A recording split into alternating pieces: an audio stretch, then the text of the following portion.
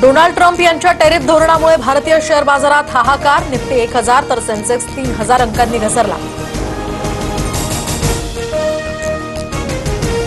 अमेरिकेत Donald Trump आणि Elon Musk यांच्या विरोधात जनता रस्त्यावर. ट्रम्प यांची धोरणं आणि मस्क यांच्या वाढत्या प्रभावाविरोधात अमेरिकेची जनता आक्रमक.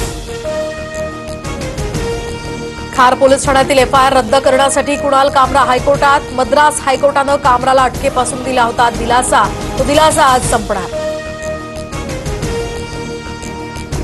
किरीट सोमय्यांना युसुफ अन्सारी नावाच्या फेसबुक अकाउंटवरून पोस्ट करून धमकी. उद्या सोमय्यांच्या घरी आंदोलन करण्याचाही इशारा. सोमय्यांचं पवईमध्ये मशिदीवरील अनधिकृत भोंग्यांवरून आंदोलन.